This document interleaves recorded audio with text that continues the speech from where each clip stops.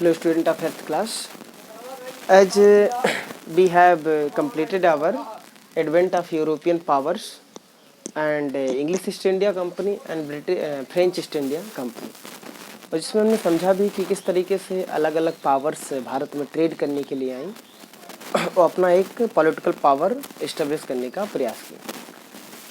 अब यहाँ पर हम देखेंगे कि किस तरीके से फ्रांस और ब्रिटिश, ये जो दो मेजर पावर्स हैं, यही एक सुप्रीम पावर की तरह यहाँ पर इमर्ज होकर के बची और अंततः फ्रांस को भी ब्रिटिश वालों ने हटा दिया और सिर्फ ब्रिटिश ही बची। कैसे?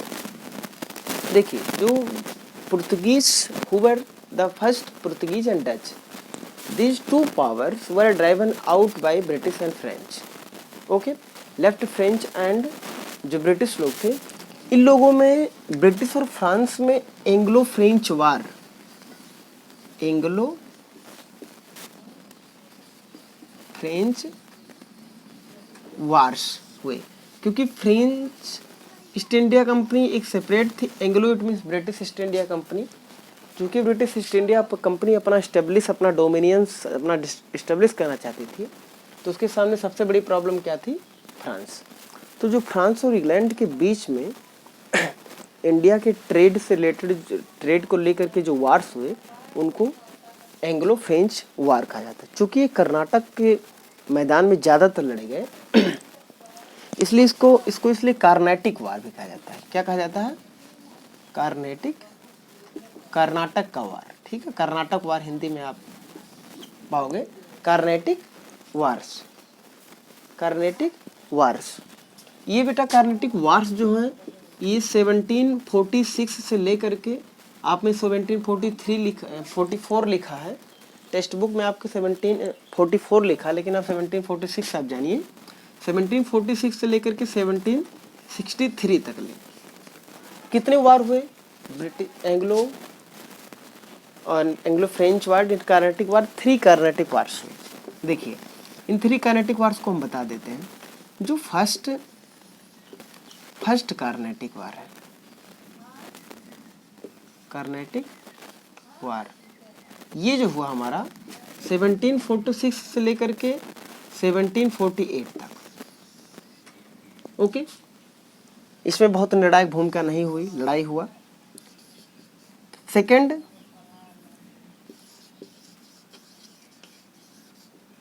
कार्नेटिक वार जो हुआ, वो 1749 से लेकर के 1754 तक ले हुआ। ठीक है, 1754 तक ले हुआ। और थर्ड कार्नेटिक वार, ये आपका होता है 1756 से लेकर के 1763 तक ले, जिसको 7 ईयर वार भी कहा जाता है, 7 ईयर वार। ओके, इसी में 1760 में वांडीवास का वार होता है, फ्रांस और उसके बीच में, वांडीवास में। एक्चुअली बेटा ये हुआ कि थर्ड जो कार्नेटिक वार 1756 से लेकर के 63 तक, यानी 7 ईयर वार जो हुआ फ्रांस से, इसमें ये क्लियर हो गया कि अब फ्रांस का बोरिया बिस्तर बांध करके यहाँ से जाना है। अगर रहना भी है तो एक सिर्फ ट्रेडिंग कंपनी की तरह रहना है, ना कि एक पॉलिटिकल पावर इस्टेब्लिश करने की जरूरत है। यानी फोर्टिफिकेशन और आर्मी को बहुत ज़्यादा पावरफुल बनाने में इन पे क्या लगा दिया गया? रिस्ट्रिक्शन लगा दिया गया। ठीक है, यानी थर्ड जो वो है, थर्ड कार्नेटिक वार में क्या हुआ कि ये चीज क्लियर हो गया।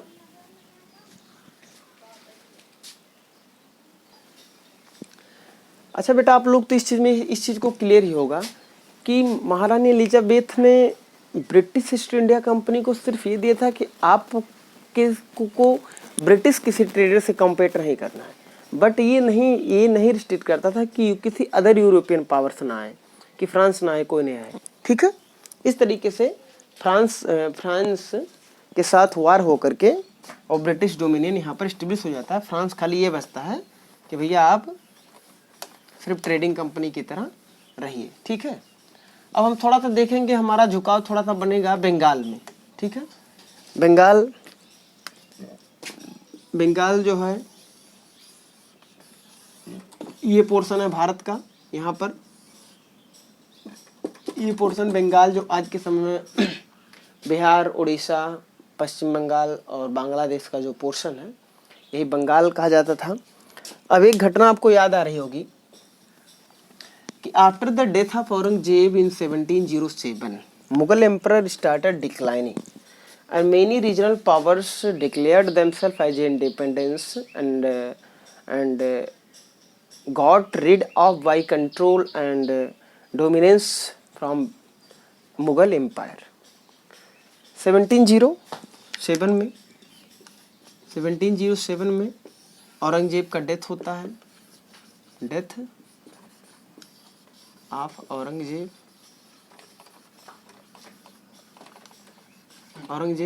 डेथ ऑफ औरंगजेब के बाद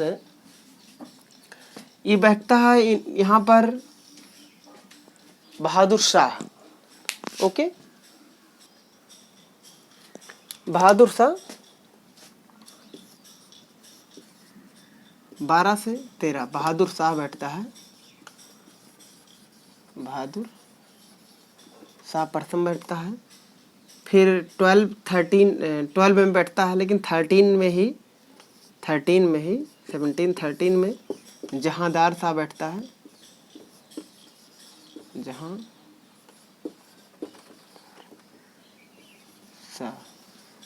जहांदार शाह बैठता है। और चूंकि जहांदार शाह जो था 1712 से 13 तक ले बैठता है, ओके।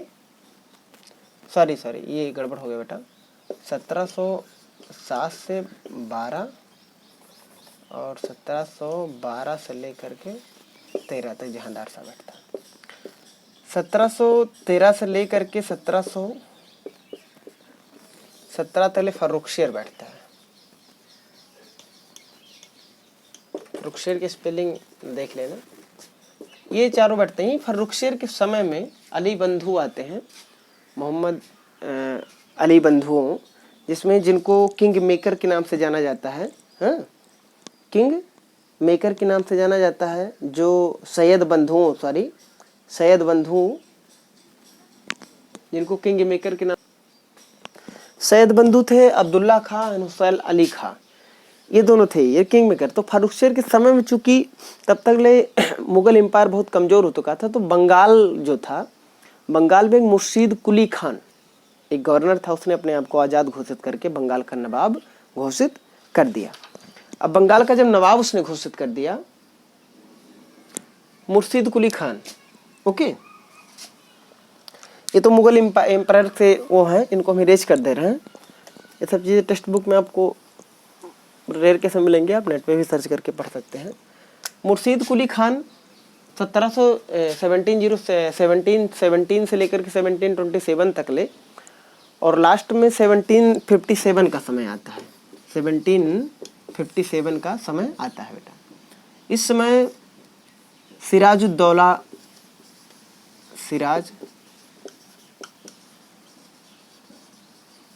सिराजुद्दौला बंगाल का नवाब होता है, और लॉर्ड क्लाइव ब्रिटिश अधिकारी रहता है, कमांडर रहता है। और इसी समय प्लासी का युद्ध होता है, ठीक है। प्लासी, बैटल ऑफ प्लासी, ठीक है।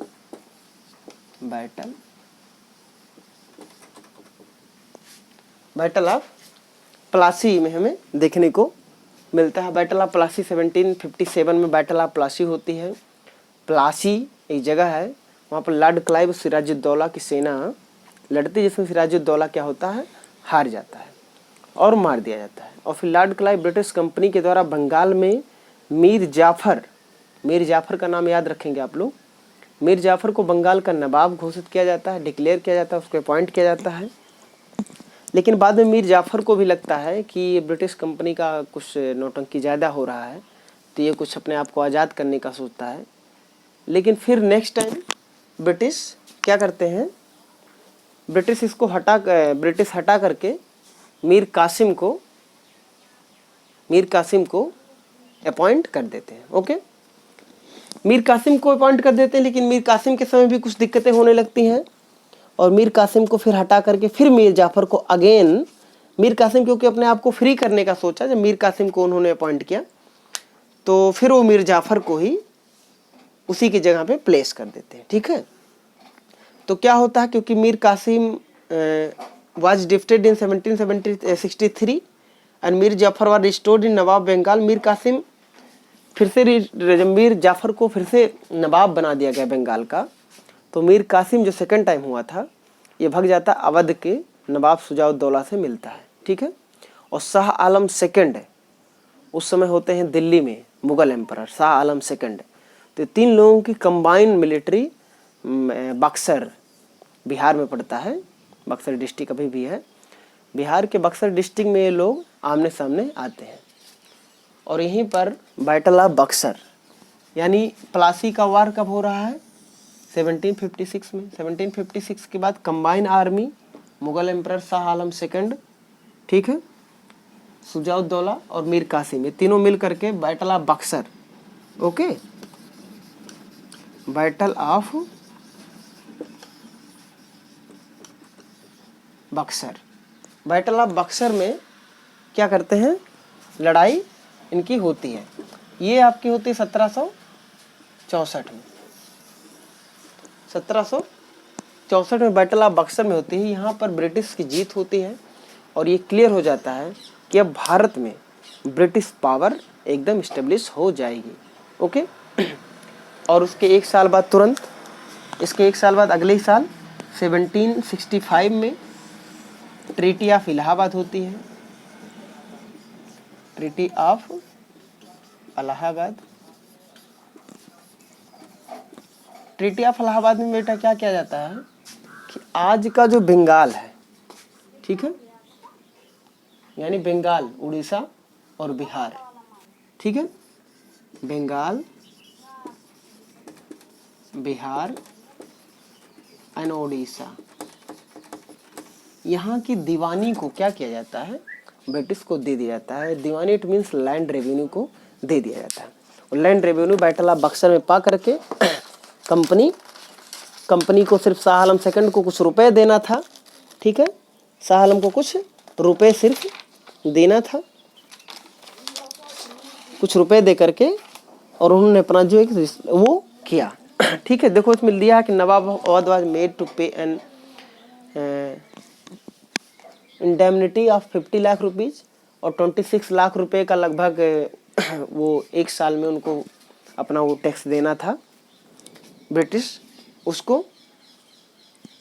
और लॉर्ड क्लाइव ने बंगाल में क्या किया, डुअल गवर्नमेंट इंट्रोड्यूस किया, जिसमें क्या कि जो नवाब थे बंगाल के, उनके पास पूरी जिम्मेदारी, पूरी